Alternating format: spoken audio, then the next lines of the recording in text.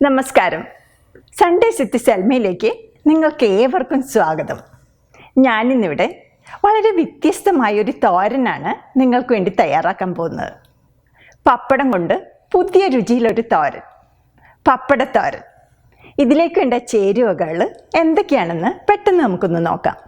പപ്പടം ചെറുതായിട്ട് കട്ട് ചെയ്തത് 12 എണ്ണം, ചെറിയ ഉള്ളി വട്ടത്തിൽ തിന്നായിട്ട് കട്ട് ചെയ്തത് 1 കപ്പ്, നാളികേരം ചിരകിയത് 1 കപ്പ്, വെളിച്ചെണ്ണ 1 ടേബിൾ സ്പൂൺ, ഓയിൽ പപ്പടം വറുക്കാൻ ആവശ്യമുള്ളത്, ഉഴുന്ന് 2 ടീസ്പൂൺ, കടുക് 1 ടീസ്പൂൺ, കറിവേപ്പില 2 തണ്ട്, വറ്റൽമുളക് മുറിച്ചത് 3 എണ്ണം, പച്ചമുളക് തിന്നായിട്ട് വട്ടത്തിൽ കട്ട് ചെയ്തത് 2 എണ്ണം, മഞ്ഞൾപ്പൊടി 1/4 ടീസ്പൂൺ, മുളക് പൊടി 1/2 ടീസ്പൂൺ, ഉപ്പ് ആവശ്യത്തിന്.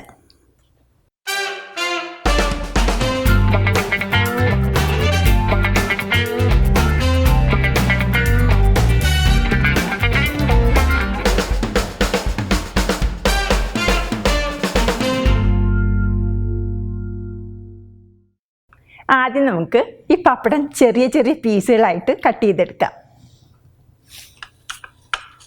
കട്ട് ചെയ്യുന്നതിന് മുമ്പ് ഈ പപ്പടത്തിൽ വൈറ്റ് പൗഡർ ഇതുപോലെ ഉണ്ടെങ്കിൽ തട്ടി മാറ്റണം.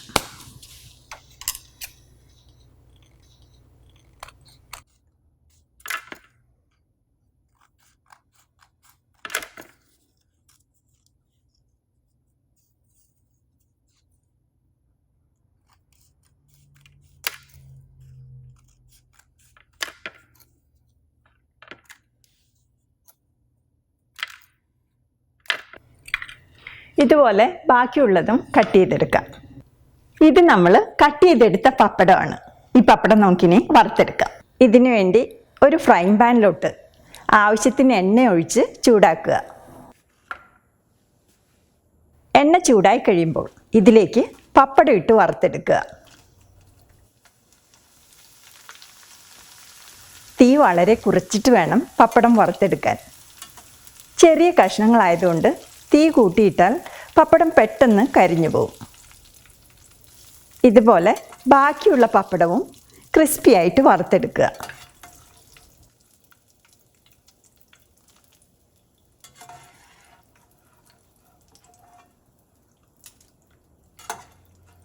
ഇനി നമുക്ക് തോരൻ ഉണ്ടാക്കാം. ഇതിനു വേണ്ടി ഒരു പാത്രത്തിലോട്ട് 1 ടേബിൾ സ്പൂൺ വെളിച്ചെണ്ണ ഒഴിച്ച് ചൂടാക്കുക.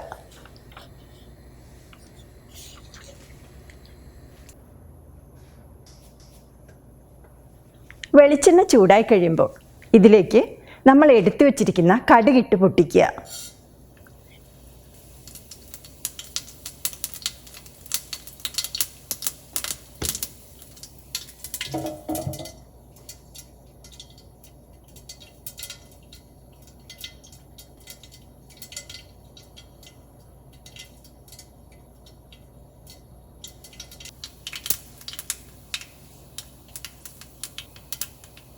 കടുകെല്ലാം പൊട്ടിക്കഴിയുമ്പോൾ ഇതിലേക്ക് നമ്മൾ എടുത്തു വച്ചിരിക്കുന്ന ഉഴുന്നുപരിപ്പിട്ട് വറുത്തെടുക്കുക. ഉഴുന്നുപരിപ്പ് കരിഞ്ഞു പോകാതെ പ്രത്യേകം ശ്രദ്ധിക്കണം.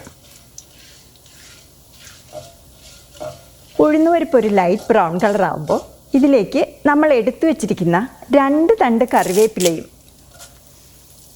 3 വറ്റൽമുളകും ചേർത്ത് മിക്സ് ചെയ്തെടുക്കുക.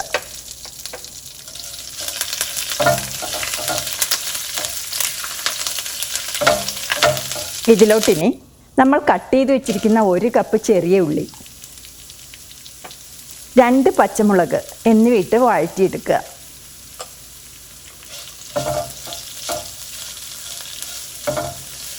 നിങ്ങൾക്ക് കൊച്ചുള്ളി ഇല്ലെങ്കിൽ സവോള ചെറുതായിട്ട് കട്ട് ചെയ്ത് ഉപയോഗിച്ചാൽ മതി.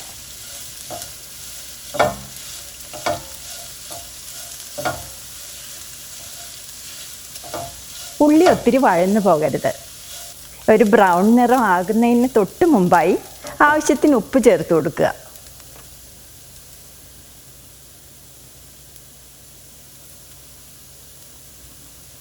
നിങ്ങൾ പ്രത്യേകം ശ്രദ്ധിക്കണം. പപ്പടത്തിന് ഉപ്പുള്ളത് കൊണ്ട് അതിനനുസരിച്ച് വേണം ഉപ്പിട്ട് കൊടുക്കാൻ.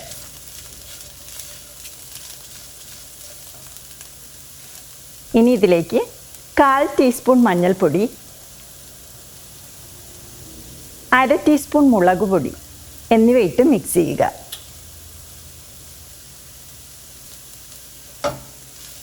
ഇതിൻ്റെ പച്ചമണം മാറുന്നത് വരെ മിക്സ് ചെയ്യണം.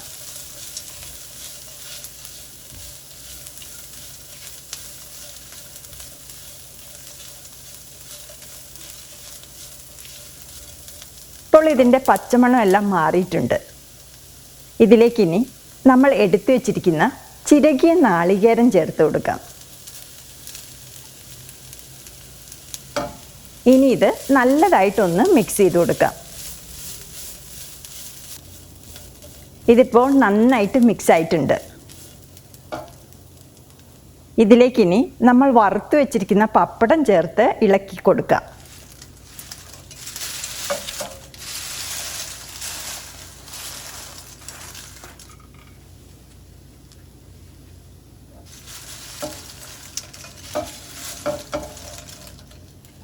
ഒരുപാട് ഇളക്കി കഴിഞ്ഞാൽ പപ്പടം പൊടിഞ്ഞു പോകും.